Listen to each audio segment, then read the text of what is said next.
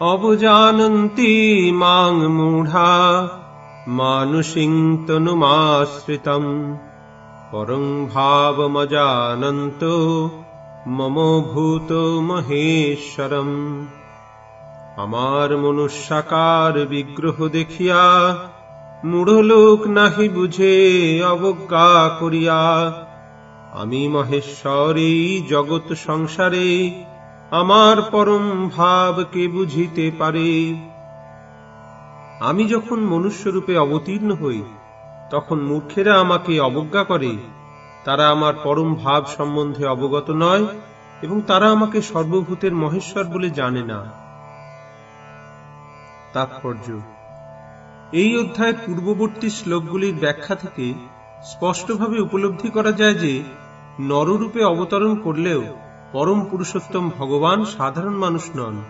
সমস্ত সৃষ্টির সৃজন, পালন ও সংহারকর্তা পরমেশ্বর ভগবান কখনোই একজন মানুষ হতে পারেন না। কিন্তু তবুও অনেক মূঢ় লোক মনে করে যে শ্রীকৃষ্ণ একজন শক্তিশালী মানুষ মাত্র এবং তার চেয়ে বেশি কিছু নয়। প্রকৃতপক্ষে শ্রীকৃষ্ণ হচ্ছেন আদিপুরুষ পরমেশ্বর ভগবান। ব্রহ্মসংহিতা তার বর্ণনা করে বলা হয়েছে, ঈশ্বরঃ পরম কৃষ্ণ, তিনি হচ্ছেন পরম ঈশ্বর। সৃষ্টিতে একাধিক ঈশ্বর বা নিয়ন্তা রয়েছেন এবং তাদের একজনের থেকে আরেকজনকে শ্রেয় বলে মনে হয়। জড়জগতেও সাধারণত প্রতিটি প্রশাসনে কোনো সচিব, সচিবের উপরে মন্ত্রী এবং মন্ত্রীর উপরে রাষ্ট্রপতি শাসন করেন। এরা সকলেই নিয়ন্তা, কিন্তু তারা প্রত্যেকেই আবার কারো না কারো দ্বারা নিয়ন্ত্রিত হন। ব্রহ্মসংহিতাতে বলা হয়েছে যে শ্রীকৃষ্ণ হচ্ছেন পরম নিয়ন্তা। জড় ও চিন্ময় এই উভয় জগতে নিঃসন্দেহে অনেক নিয়ন্তা আছেন, কিন্তু শ্রীকৃষ্ণ হচ্ছেন পরম নিয়ন্তা, ঈশ্বর পরম কৃষ্ণ। এবং তাঁর শ্রী বিগ্রহ হচ্ছে সচ্চিদানন্দ ঘন, অর্থাৎ অপ্রাকৃত। পূর্ব শ্লোকগুলিতে বর্ণিত সমস্ত অদ্ভুত কার্যকলাপ সম্পাদন করা জড়জাগতিক কলেবর বিশিষ্ট মানুষের পক্ষে সম্ভব নয়। ভগবানের শ্রী বিগ্রহ সচ্চিদানন্দময়। যদিও তিনি একজন সাধারণ মানুষ নন, কিন্তু তবুও মূঢ় লোকেরা তাকে একজন সাধারণ মানুষ বলে মনে করে তাকে অবজ্ঞা করে। তাঁর শ্রী বিগ্রহকে এখানে মানুষহীন বলা হয়েছে, কারণ কুরুক্ষেত্রের যুদ্ধে তিনি একজন রাজনীতিজ্ঞ ও অর্জুনের সখারূপে মানুষের মতো লীলা করেছিলেন। বিভিন্নভাবে তিনি একজন সাধারণ মানুষের মতো লীলা করলেও তাঁর রূপ হচ্ছে সচ্চিদানন্দ বিগ্রহ, শাশ্বত আনন্দ এবং জ্ঞানে পূর্ণ। বৈদিক শাস্ত্রেও সেই কথা প্রতিপন্ন করা হয়েছে, সচ্চিদানন্দ রূপায় কৃষ্ণায়। আমি পরম পুরুষোত্তম ভগবান শ্রীকৃষ্ণের চরণে প্রণতি জানাই, যাঁর রূপ সচ্চিদানন্দময়। বৈদিক শাস্ত্রে আরো অনেক বিবরণ আছে। তমেকং গোবিন্দম, তুমি হচ্ছ ইন্দ্রিয় সমূহের ও গাভীদের আনন্দ বর্ধনকারী গোবিন্দ। সচ্চিদানন্দ বিগ্রহম, আর তোমার রূপ হচ্ছে শাশ্বত, জ্ঞানময় ও আনন্দময়। শ্রীকৃষ্ণের বিগ্রহ জ্ঞানময়, আনন্দময়, এই সমস্ত অপ্রাকৃত গুণাবলী সমন্বিত হওয়া সত্ত্বেও ভগবদ্গীতার অনেক তথাকথিত পণ্ডিত ব্যক্তিরা ও ব্যাখ্যাকারেরা শ্রীকৃষ্ণকে সাধারণ মানুষ বলে অবজ্ঞা করে। পূর্বজন্মের পুণ্য কর্মের ফলে এই ধরনের পণ্ডিত ব্যক্তি অসাধারণ প্রতিভাবান হতে পারে, কিন্তু শ্রীকৃষ্ণের সম্বন্ধে এই ধরনের ভ্রান্ত ধারণা তার জ্ঞানের স্বল্পতারই পরিচায়ক। তাই তাকে মূঢ় বলা হয়েছে, কারণ পরমেশ্বর শ্রীকৃষ্ণের অন্তরঙ্গ লীলাসমূহ এবং তার শক্তির বৈচিত্র্য সম্বন্ধে যারা অজ্ঞ, তারাই তাকে সাধারণ মানুষ বলে মনে করে। এই ধরনের মূঢ় লোকেরা জানে না যে শ্রীকৃষ্ণের বিগ্রহ পূর্ণ জ্ঞান ও আনন্দের প্রতীক। তিনিই হচ্ছেন সমস্ত সৃষ্টির অধীশ্বর এবং তিনি যে কোনো জীবকে জড়জগতের বন্ধন থেকে মুক্ত করতে পারেন। শ্রীকৃষ্ণের এই সমস্ত অপ্রাকৃত গুণসমূহের কথা না জানার ফলে এই ধরনের মূঢ় লোকেরা তাকে উপহাস করে। এই সমস্ত মূঢ় লোকেরা এটিও জানে না যে এই জড়জগতে পরম পুরুষোত্তম ভগবানের অবতরণ হচ্ছে তাঁর অন্তরঙ্গা শক্তির একটি প্রকাশ। তিনি হচ্ছেন মায়া শক্তির অধীশ্বর, যে কথা পূর্বে কয়েকবার উল্লেখ করা হয়েছে, মম মায়া দুরত্যয়া। সেই অনুযায়ী তিনি ঘোষণা করছেন যে অতি প্রবল মায়া শক্তি সর্বতোভাবে তাঁর অধীন। তাই তাঁর চরণারবিন্দে শরণাগত হওয়ার ফলে যে কোনো জীব এই মায়ার নিয়ন্ত্রণ থেকে সম্পূর্ণভাবে মুক্ত হতে পারে। শ্রীকৃষ্ণের শরণাগত হওয়ার ফলে যদি বদ্ধ জীব মায়াশক্তির প্রভাব থেকে মুক্ত হতে পারে, তাহলে সমগ্র বিশ্ব ব্রহ্মাণ্ডের সৃজন, পালন ও সংহারের পরিচালক স্বয়ং সেই পরমেশ্বর ভগবান কি করে আমাদের মতো জড় দেহধারী হতে পারেন? অতএব শ্রীকৃষ্ণ সম্বন্ধে এই প্রকার ধারণা সম্পূর্ণ মূঢ়তাপূর্ণ। মূর্খেরা এটি হৃদয়ঙ্গম করতে পারে না যে সাধারণ মানুষের রূপ বিশিষ্ট পরমেশ্বর ভগবান শ্রীকৃষ্ণ ক্ষুদ্রাতি ক্ষুদ্র অণু থেকে শুরু করে বিরাট বিশ্বরূপ পর্যন্ত সব কিছুরই নিয়ন্তা হতে পারেন। বৃহত্তম ও ক্ষুদ্রতম তাদের ধারণার অতীত। তাই তারা কল্পনা করতে পারে না যে তাঁর নরাকার শ্রী বিগ্রহ কিভাবে একসঙ্গে অসীম ও অতি ক্ষুদ্রকে নিয়ন্ত্রণ করতে পারেন।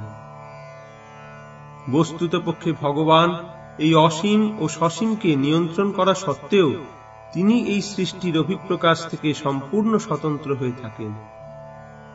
এটিই তার যোগমৈশ্বরম অর্থাৎ অচিন্ত দিব্য শক্তি। যদিও মূঢ় লোকেরা কল্পনা করতে পারে না কিভাবে নররূপেই শ্রীকৃষ্ণ অসীম ও সসীমকে নিয়ন্ত্রণ করতে পারেন, কিন্তু শুদ্ধ ভক্তের সেই সম্বন্ধে কোনো সন্দেহ থাকে না, কারণ তিনি জানেন যে শ্রীকৃষ্ণ হচ্ছেন স্বয়ং পরম পুরুষোত্তম ভগবান। তাই তিনি তাঁর শ্রীচরণারবিন্দে সর্বতোভাবে আত্মসমর্পণ করে কৃষ্ণ ভাবনাময় ভগবদ ভক্তি পরায়ণ হন। শ্রীকৃষ্ণের নররূপে অবতার সম্বন্ধে সবিশেষবাদী ও নির্বিশেষবাদীদের মধ্যে অনেক মতভেদ আছে।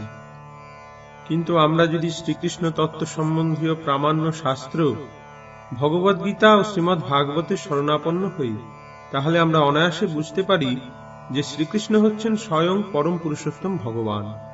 এই ধরাধামে নররূপে অবতরণ করলেও তিনি সামান্য মানুষ নন। শ্রীমদ্ ভাগবতের প্রথম স্কন্ধের প্রথম অধ্যায়ে যখন শৌনক মুনির নেতৃত্বে ঋষিরা শ্রীকৃষ্ণের লীলা সম্বন্ধে প্রশ্নাদি করেছিলেন, তখন তারা বলেছিলেন, কৃতবান কিল কর্মাণি সহ রামেণ কেশব অতিমর্তানি ভগবান গূঢ় কপট মানুষ। অর্থাৎ পরম পুরুষোত্তম ভগবান শ্রীকৃষ্ণ তাঁর ভ্রাতা বলরামের সঙ্গে মনুষ্যরূপে লীলাবিলাস করেছেন এবং এভাবেই তাঁর স্বরূপ গোপন রেখে তিনি বহু অলৌকিক কার্যকলাপ সম্পাদন করেছেন। পরমেশ্বরের নররূপে অবতার মূঢ়দের কাছে বিড়ম্বনা স্বরূপ। পৃথিবীতে অবস্থানকালে শ্রীকৃষ্ণ যে সমস্ত অদ্ভুত ক্রিয়াকলাপ প্রদর্শন করেন তা কোনো সাধারণ মানুষ করতে পারে না। শ্রীকৃষ্ণ যখন তার পিতা ও মাতা বসুদেব ও দেবকীর সম্মুখে সর্বপ্রথম আবির্ভূত হন, তখন তিনি চতুর্ভুজ রূপ নিয়ে প্রকট হয়েছিলেন। কিন্তু মাতা পিতার বাৎসল্য প্রেমময়ী প্রার্থনায় তিনি একটি সাধারণ শিশুর রূপ ধারণ করেন। ভাগবতের দশম স্কন্ধে বলা হয়েছে, বভূব প্রাকৃত শিশু। তিনি একটি সাধারণ শিশু, এটি একটি সাধারণ মানুষে পরিণত হয়েছিলেন। এখন আবার এখানে প্রতিপন্ন করা হয়েছে যে সাধারণ মানুষ রূপে প্রকট হওয়া তাঁর চিন্ময় শ্রীবিগ্রহের এক মধুর বিলাস। ভগবদ্গীতার একাদশ অধ্যায়েও বর্ণনা করা হয়েছে যে অর্জুন শ্রীকৃষ্ণের চতুর্ভুজ রূপ দেখবার জন্য প্রার্থনা করেছিলেন, তেনৈব রূপেণ চতুর্ভুজেন। এই চতুর্ভুজ রূপ প্রকাশের পর অর্জুনের প্রার্থনায় শ্রীকৃষ্ণ পুনরায় তার আদি মনুষ্যরূপ মানুষং রূপম ধারণ করেছিলেন। ভগবানের এই বিবিধ রূপবৈচিত্র্য সাধারণ মানুষের সাধ্য নয়। কিছু লোক যারা মায়াবাদের দ্বারা কলুষিত হওয়ার ফলে শ্রীকৃষ্ণকে উপহাস করে, তারা শ্রীকৃষ্ণকে সাধারণ মানুষ বলে প্রতিপন্ন করার উদ্দেশ্যে শ্রীমদ্ ভাগবতের তৃতীয় স্কন্ধের একটি শ্লোক উদ্ধৃত করে, অহং সর্বেষু ভূতেষু ভূতাত্মা অবস্থিত সদা। অর্থাৎ আমি সর্বদা সমস্ত জীবের মধ্যে পরমাত্মা রূপে অবস্থান করি। শ্রীকৃষ্ণকে উপহাসকারী অনধিকারী ব্যক্তিদের মনোকল্পিত ব্যাখ্যার অনুসরণ না করে এই শ্লোকের তাৎপর্য শ্রীল জীব গোস্বামী ও শ্রীল বিশ্বনাথ চক্রবর্তী ঠাকুরাদি বৈষ্ণব আচার্যদের ব্যাখ্যা অনুসারে বুঝতে চেষ্টা করা উচিত। এই শ্লোকের টিকায় শ্রীল জীব গোস্বামী বলেছেন যে শ্রীকৃষ্ণ পরমাত্মা রূপে স্থাবর ও জঙ্গম সমস্ত জীবের মধ্যে অবস্থান করেন। তাই যে প্রাকৃত ভক্ত কেবল মন্দিরে প্রতিষ্ঠিত ভগবানের অর্চামূর্তির পরিচর্যায় ব্যস্ত, কিন্তু অন্যান্য জীবদের সম্মান দিতে জানে না, তার অর্চা পূজা ব্যর্থ। 3 শ্রেণীর ভগবত ভক্তদের মধ্যে প্রাকৃত ভক্তেরা সবচেয়ে কনিষ্ঠ শ্রেণীভুক্ত। সে অন্য ভক্তদের উপেক্ষা করে মন্দিরের অর্চা বিগ্রহের প্রতি একাগ্র হয়ে থাকে। সুতরাং বিশ্বনাথ চক্রবর্তী ঠাকুরের সাবধান বাণী হচ্ছে যে এই প্রকার মনোবৃত্তি সংশোধন করা আবশ্যক। ভক্তের দেখা উচিত যে যেহেতু পরমাত্মা রূপে শ্রীকৃষ্ণ সমস্ত জীবের হৃদয় বিরাজমান থাকেন, তাই প্রতিটি জীব হচ্ছে ভগবানের মন্দির। ভগবানের মন্দিরকে যেভাবে অভিবাদন করা হয়, তেমনি পরমাত্মার মন্দির স্বরূপ প্রতিটি প্রাণীকে যথোচিত সম্মান করা উচিত। প্রত্যেককেই যথোচিত শ্রদ্ধা জানানো উচিত এবং কখনোই কাউকে অবহেলা করা উচিত নয়। অনেক নির্বিশেষবাদী আছে যারা মন্দিরে ভগবানের শ্রীবিগ্রহের অর্চনা করাকে উপহাস করে। তারা তর্ক করে যে ঈশ্বর সর্বব্যাপক, অতএব মন্দিরে পূজা করে তাকে সীমিত করা হবে কেন? কিন্তু ভগবান যদি সর্বব্যাপক হন, তাহলে কি তিনি মন্দিরে অথবা অর্চা বিগ্রহে নেই? সবিশেষবাদী এবং নির্বিশেষবাদীরা যদিও এভাবেই আবহমান কাল তর্ক করে থাকে, কিন্তু কৃষ্ণ ভাবনাময় শুদ্ধ ভক্ত যথার্থই জানেন যে ভগবান শ্রীকৃষ্ণ পরম পুরুষোত্তম হলেও তিনি সর্বব্যাপক। ব্রহ্ম সংহিতাতেও এই কথা প্রতিপন্ন করা হয়েছে। তাঁর পরম ধাম গোলক বৃন্দাবনে নিত্য বিরাজমান হওয়া সত্ত্বেও তিনি তার বিবিধ শক্তির প্রভাবে এবং তার অংশ কলার প্রকাশের মাধ্যমে প্রাকৃত ও অপ্রাকৃত সৃষ্টির সর্বত্র বিরাজমান। মোঘাশা মোঘ কর্মাণো মোঘ জ্ঞানা বিচেতসঃ রাক্ষসীমাসুরিং চৈব প্রকৃতিং মোহিনীং শ্রিতা। আমাকে অবজ্ঞাতাই ব্যর্থ সব আশা, বিফল কর্ম তার জ্ঞানেরও জিজ্ঞাসা। যাহার আসুরি ভাব রাক্ষস স্বভাব, ছাড়ে মুড়ে মানে শুধু প্রকৃতি বৈভব।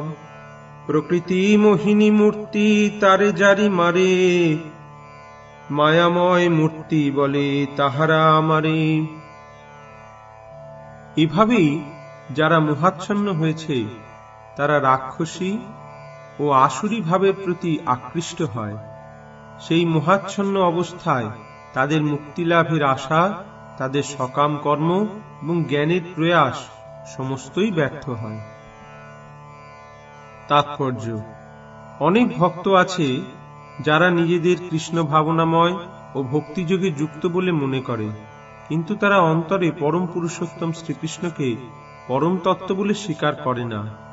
তারা কোনো দিনই ভক্তিযোগের ফলস্বরূপ ভগবদ্ধাম প্রাপ্ত হতে পারে না। তেমনি যারা সকাম পুণ্যকর্মে নিয়োজিত এবং যারা পরিশেষে এই জড় বন্ধন থেকে মুক্তি লাভের আশা করছে, তারা কোনোটিতেই সফল হবে না, কারণ তারা পরমেশ্বর ভগবান শ্রীকৃষ্ণকে উপহাস করে। পক্ষান্তরে যে সমস্ত মানুষ ভগবান শ্রীকৃষ্ণকে উপেক্ষা করে তারা আসুরিক ভাবাপন্ন কিংবা নাস্তিক। ভগবদ্গীতার 7ম অধ্যায়ে তাই বলা হয়েছে যে এই ধরনের আসুরিক ভাবাপন্ন দুষ্ট লোকেরা কখনোই ভগবান শ্রীকৃষ্ণের শরণাগত হয় না। তাই পরম তত্ত্বজ্ঞান লাভের জন্য তারা মনোধর্ম প্রসূত জল্পনা কল্পনার মাধ্যমে এই সিদ্ধান্তে উপনীত হয় যে সাধারণ জীব ও শ্রীকৃষ্ণের মধ্যে কোনো পার্থক্য নেই। এই ভ্রান্ত ধারণার বশবর্তী হয়ে তারা মনে করে যে তাদের মনুষ্য দেহ এখন মায়ার দ্বারা আবৃত হয়ে আছে, কিন্তু যখন কেউ তার দেহ থেকে মুক্ত হবে তখন তার ও ঈশ্বরের মধ্যে কোনো পার্থক্য থাকবে না।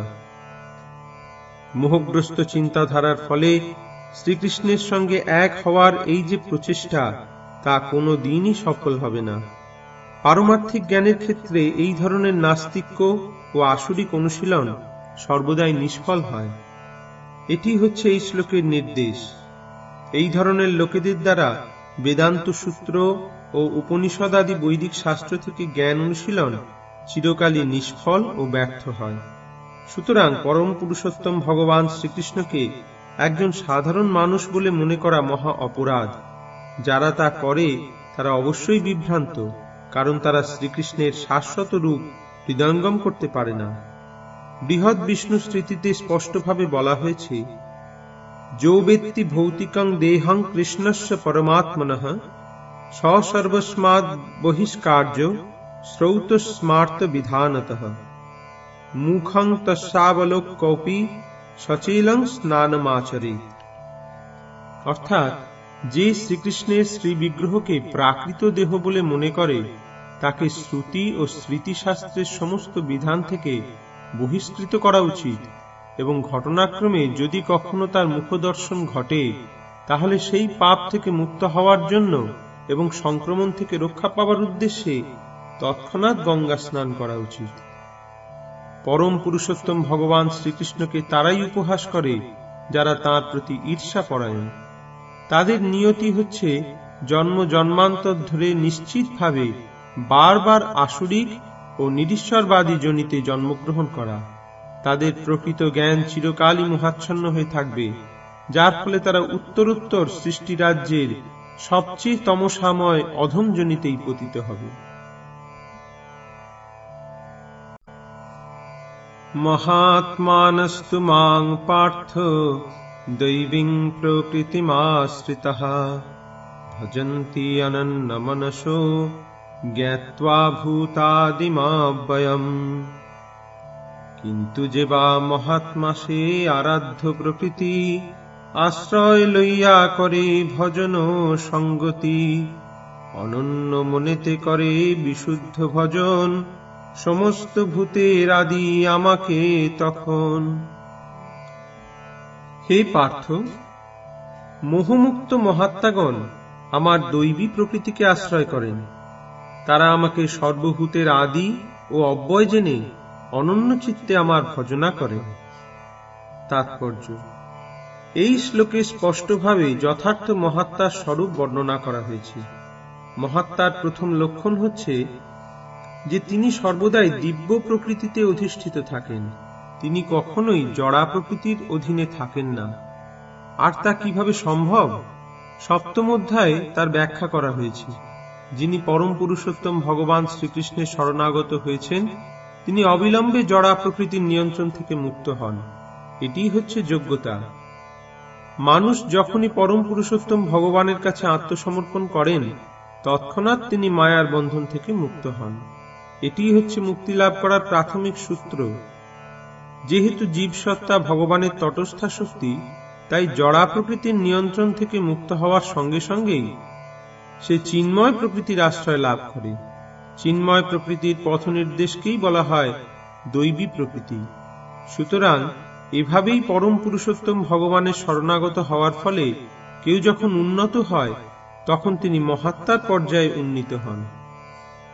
শ্রীকৃষ্ণ ব্যতীত আর কোনো কিছুর দিকেই মহাত্মা তার মনোযোগ বিক্ষিপ্ত করেন না, কারণ তিনি খুব ভালোভাবেই জানেন যে শ্রীকৃষ্ণই হচ্ছেন আদি পরম পুরুষ, তিনিই হচ্ছেন সর্বকারণের পরম কারণ। এই সম্পর্কে কোনো সন্দেহ নেই। এই চিত্তবৃত্তির উন্মেষ হয় অন্য মহাত্মাদের বা শুদ্ধ ভক্তদের সঙ্গলাভ করার ফলে। শুদ্ধ ভক্তেরা শ্রীকৃষ্ণের অন্যান্য রূপের প্রতি, এমনকি চতুর্ভুজ মহাবিষ্ণুর প্রতিও আকৃষ্ট হন না। তারা কেবল শ্রীকৃষ্ণের দ্বিভুজ রূপেই অনুরক্ত থাকেন। তারা শ্রীকৃষ্ণের অন্য কোনো বৈশিষ্ট্যে আকৃষ্ট হন না, এমনকি অন্য কোনো দেবতা বা মানুষের প্রতিও তাদের কোনো রকম আসক্তি থাকে না। এই ধরনের কৃষ্ণ ভাবনাময় ভক্ত সর্বদাই শ্রীকৃষ্ণের চিন্তায় মগ্ন থাকেন। তারা এক টানা কৃষ্ণ ভাবনাময় ভগবৎ সেবায় নিত্য তন্ময় হয়ে থাকেন। সততং কীর্তয়ন্তো মাং যতন্তশ্চ দৃঢ়ব্রতা নমস্যন্তশ্চ মাং ভক্তা নিত্যযুক্তা উপাসতে। লক্ষণ সে মহাত্মার হয় বিলক্ষণ, মহিমা আমার করে সতত কীর্তন। আমার মহিমা জন্য সর্বকর্মে রত, সকল বিষয়ে যত হও দৃঢ়ব্রত। ভক্তির যাজনার প্রণাম বিজ্ঞপ্তি, নিত্য সেবা উপাসনা আমাকেই প্রাপ্তি। দৃঢ়ব্রত ও যত্নশীল হয়ে সর্বদা আমার মহিমা কীর্তন করে এবং আমাকে প্রণাম করে এই সমস্ত মহাত্মারা নিরন্তর যুক্ত হয়ে ভক্তি সহকারে আমার উপাসনা করে। তাৎপর্য: কোন সাধারণ মানুষকে একটি ছাপ মেরে মহাত্মা বানানো যায় না। মহাত্মা স্বরূপ এখানে বর্ণনা করা হয়েছে। মহাত্মা সর্বদাই পরম পুরুষোত্তম ভগবান শ্রীকৃষ্ণের মহিমা কীর্তনে মগ্ন থাকেন। তার আর অন্য কোনো কাজই থাকে না। তিনি নিরন্তর পরমেশ্বরের মহিমা প্রচারে নিয়োজিত থাকেন। পক্ষান্তরে বলা যায় যে মহাত্মা কখনোই নির্বিশেষবাদী হন না। মহিমা কীর্তনের অর্থ হচ্ছে ভগবানের ধাম, ভগবানের নাম, ভগবানের রূপ, ভগবানের গুণ ও ভগবানের অদ্ভুত চরিত্রের লীলাসমূহ কীর্তন করা। এই সমস্ত বিষয় সর্বদাই কীর্তনীয়। তাই যথার্থ মহাত্মা সর্বদাই পরম পুরুষোত্তম ভগবানের প্রতি অনুরক্ত থাকেন। ভগবানের নির্বিশেষ রূপ ব্রহ্মজ্যোতির প্রতি যে আসক্ত, তাকে ভগবদ্গীতায় মহাত্মা বলে বর্ণনা করা হয়নি। এই ধরনের মানুষকে পরবর্তী শ্লোকে অন্যভাবে বর্ণনা করা হয়েছে। শ্রীমদ্ ভাগবতে বর্ণনা করে বলা হয়েছে যে মহাত্মা সর্বদাই ভগবত ভক্তির নানা রকম কার্যকলাপে মগ্ন থাকেন। তিনি বিষ্ণু তত্ত্বের শ্রবণ ও কীর্তন করেন এবং কখনোই দেবদেবী বা কোনো মানুষের মহিমা কীর্তন করেন না। সেটিই হচ্ছে ভক্তি। শ্রবণং কীর্তনং বিষ্ণু এবং স্মরণম, অর্থাৎ তাকে সর্বদা স্মরণ করা। এই প্রকার মহাত্মা পাঁচটি দিব্যরসের যে কোনো একটির দ্বারা ভগবানের সঙ্গে অন্তিমকালে নিত্যযুক্ত হওয়ার উদ্দেশ্যে বদ্ধপরিকর। সেই উদ্দেশ্য সফল করবার জন্য তিনি কায় মনোবাক্যে পরমেশ্বর ভগবান শ্রীকৃষ্ণের সেবায় সর্বতোভাবে যুক্ত থাকেন। সেটিকে বলা হয় পূর্ণ কৃষ্ণ ভাবনামৃত। ভক্তিযোগের কতকগুলি ক্রিয়া অবশ্য পালনীয়, যেমন একাদশী, জন্মাষ্টমী আদি পুণ্যতিথিতে উপবাস করা। এই সমস্ত বিধিবিধান মহান আচার্যদের দ্বারা তাঁদের জন্য নির্দেশিত হয়েছে, যারা চিন্ময় জগতে পরম পুরুষোত্তম ভগবানের সান্নিধ্য লাভ করার প্রকৃত প্রয়াসী। মহাত্মারা এই সমস্ত বিধিবিধান কঠোরভাবে পালন করেন, তাই তাঁরা অবধারিতভাবে তাদের বাঞ্ছিত ফল লাভ করেন। এই অধ্যায়ের দ্বিতীয় শ্লোকে বর্ণনা করা হয়েছে যে এই ভক্তিযোগ কেবল সহজসাধ্য নয়, তা অত্যন্ত আনন্দের সঙ্গে সম্পাদন করা যায়। এর জন্য কোনো কঠোর তপস্যা বা কৃচ্ছ সাধনের প্রয়োজন হয় না। সদ্গুরুর তত্ত্বাবধানে গৃহস্থ, সন্ন্যাসী অথবা ব্রহ্মচারী রূপে পৃথিবীর যে কোনো জায়গায়, যে কোনো অবস্থায় পরম পুরুষোত্তম ভগবানের ভক্তি সাধন করার মাধ্যমে যথার্থ মহাত্মায় পরিণত হওয়া যায়।